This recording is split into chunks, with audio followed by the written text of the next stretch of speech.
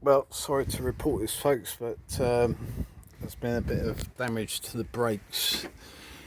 Someone has cut through the ABS sensor line. Looks like it's been cut with a pair of snips.